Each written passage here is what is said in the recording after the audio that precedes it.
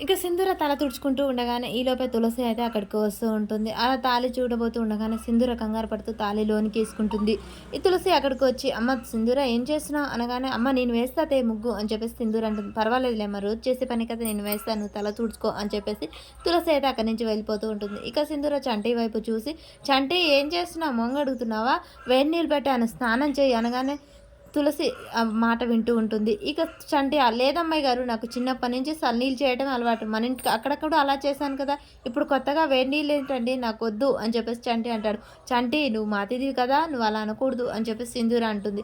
తులసి ఈ మాటలన్నీ విని ఇదేంటి చంటి ఇంతకుముందు కూడా 2, 3 సార్లు వచ్చాడు కదా! కానీ కొత్తగా అతిథి అని మాట్లాడుతుందేంటి? అసలు సింధూర ఏం చేస్తుంది? అని తులసి మనసులో అనుకుంటుంది. సింధూర మాత్రం చంటి నువ్వు వచ్చి వేడి నీళ్ళు పోసుకెళ్తావా లేదా? అని చెప్పేసి గట్టిగా బలంతో చేస్తూ ఉంటుంది. సరే సరే అమ్మాయి గారు మీరు ఊర్లో తీర్పిస్తారు కదా అక్కడ అందరూ మీ మాట వింటారు నేను కూడా వింటాను అని చెప్పేసి చంటి అంటాడు. సరే తెస్తాను అని చెప్పేసి సింధూర లోనికి వెళ్తుంది. ఈలోపే ధర్మయ్య అయితే అలా దేవుడికి దండం పెట్టుకుందామని వస్తాడు. ఇక సింధూర వేడి నీళ్ళ బకెట్ తీసుకొని వస్తూ ఉండగానే ఇంక కిందికి వంగుతుంది.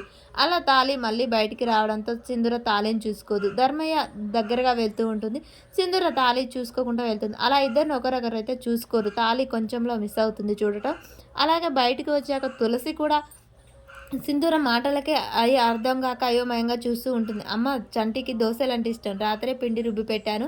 దోసెలు వేయిసమ్మ ఆకలికి ఆగలేడు అని చెప్పగానే తులసి అయోమయంలో పడి తాళిబొట్టును చూడకుండానే వెళ్ళిపోతుంది. ఇక చంటి మొహం కడుగుతూ ఉంటాడు. ఈలోపే సింధూర తాళిని చూసేసి అమ్మ తాళి అంటే నాన్న చూశాడా అని చెప్పేసి ఆలోచిస్తూ ఉంటుంది. ఇక మా అమ్మ చూసిందా అని చెప్పేసి ఆలోచిస్తూ ఇద్దరిట్లో ఎవరైనా ఒకరు చూసుంటారు. మరి ఇప్పుడు అడిగితే ఏం చెప్పాలి అని చెప్పేసి తులసి తులసి చూసిందా లేదా అని చెప్పేసి ఇక సింధూర కంగారు పడుతూ లోనికి వెళ్తుంది. ఏంటమ్మాయి గారు పరిగెడుతున్నారు? ఏం లేదు చంటి నువ్వు తొందరగా రా అని చెప్పేసి వెళ్తుంది. సింధూర కంగారు పడుతూ నిలబడగానే ధర్మయ్య చూసి ఏంటమ్మా ఏదైనా మాట్లాడాలా అని చెప్పగానే నాన్నగారు చూడలేదనమాట. అయితే అడిగేవాడు కదా అని చెప్పేసి ఇక రిలాక్స్ అవుతూ ఉంటుంది. తులసి కూడా అలాగే ఏంటమ్మా తల దూడ్చుకో అని చెప్తుంది. వాళ్ళైతే ఆ తాళిని చూడరు. సింధూర కొంచెం అయితే నిమ్మల పడుతూ ఉంటుంది ఇక.